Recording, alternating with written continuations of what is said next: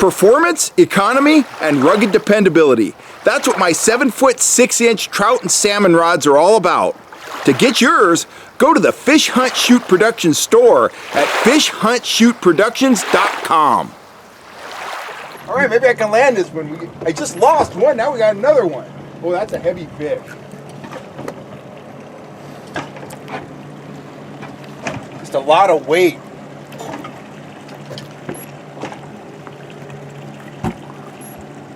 I'm nervous, I'm like a big kid, I can feel it. It's a heavy trout. Oh, buddy.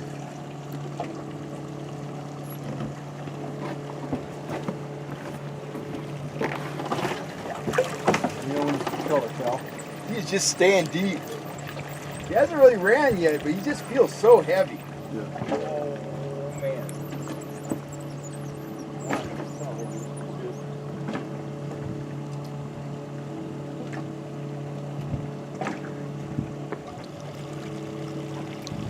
Not taking any line, but he's just heavy.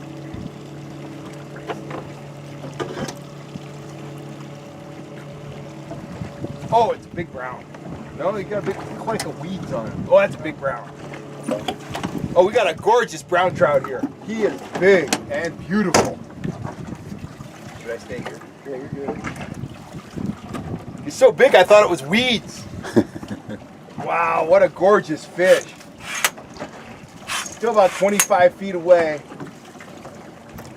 Oh, nice fish. Just try to gently bring him within net range. Brand's got a long net. Oh, come on, baby. Oh!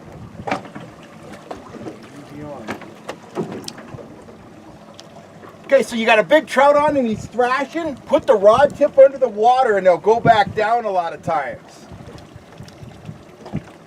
I learned that from Gary Coe, the kokanee fisherman. Woo! Look at that gorgeous brown trout. What a beautiful fish. Oh, that's gorgeous. Clip that line off of him? Yeah. There you go. Come on. Get feisty. Go on. You got it. Go, go, go, go.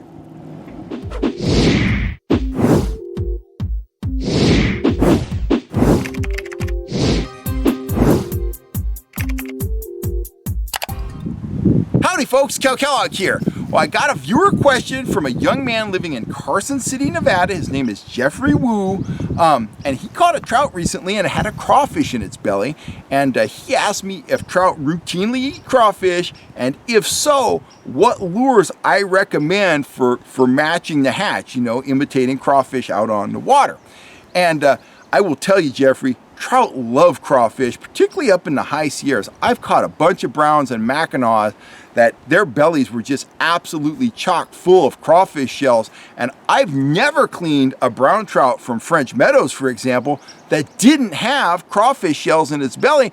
And I've kind of started to exploit that. At French Meadows, there's a lot of big rock piles at the upper end of the lake, and I do troll around those rock piles, and I do consciously try to imitate crawfish, and I pretty much use 3 lures to do it, and I bounce the bottom with all of them, which I gotta tell you, you're gonna lose some lures. If you're bouncing the bottom, you're gonna lose some lures. But hey, if you can go up there and catch a 4 or 5 or 6 pound brown, it's worth, you know, investing a few lost lures in the process. So number 1 choice, and this is probably the most snag resistant choice, is just a straight brown troll and fly.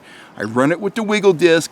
The wiggle disc makes it really snag resistant, so I'll run it on my lead core, I'll bounce that disc right off the rocks and catch a lot of brown trout on that I assume, I've never talked to one, I assume they mistake it for a crawfish because they got crawfish in their belly. They see this bouncing along the bottom and they jump all over it. I've also had success with dark colored spoons like this black trigger spoon or, you know, frog pattern needlefish, stuff like that, bouncing them along the bottom. The problem with a spoon is they tend to run real horizontal and they are very snag prone. So much bottom bouncing with a spoon, you're probably gonna hang up.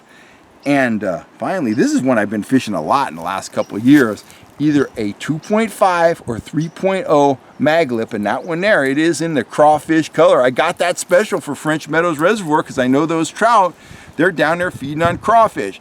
I've caught them up there on these. I've caught them on the black patterns. And this is, you know, it's somewhere between, it's not as snag resistant as a fly, but it's not as snag prone as say a spoon. It's got that bill on it. It's gonna run like that, and it's gonna kind of try to bounce off of any kind of snags, rocks, stuff like that. But having said that, you bounce the bottom long enough with this, you are gonna hang up. But yes, trout do feed on crawfish, and imitating crawfish at the lakes where they key on them can be a very effective strategy.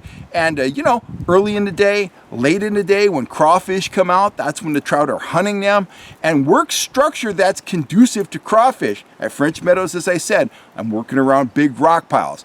Crawfish love rocks, they like low light periods. So that's the time to get your crawfish imitation on. Bounce the bottom, work the rocky areas, and if there are some trophy browns in the lake, you stand a very good chance of hooking up with one. I've not found too many crawfish shells and stuff like that in rainbows. I think they're kind of on a different page. But your browns, your macks, and you didn't tell me what kind of trout you caught that had the crawfish in it, Jeffrey, but I'd almost bet money that it was a brown trout. Anyhow, that's my deal. If there's browns and macks in the mix, get out the crawfish imitations, get them down along the bottom, and you're going to be happy with the results. I'm Kel Kellogg. I'm signing off. If you have a question you'd like me to answer, put it in the comments below or shoot me an email. I'm signing off for now. I want to thank you guys for all the support, and if you're looking for lures, you know where to go. FishHuntShoot.com. Check out my store, rods, reels, spoons, and more. I'm Kel Kellogg, guys. Thanks for the support. Stay healthy, stay happy, and I will see you next time right here on YouTube.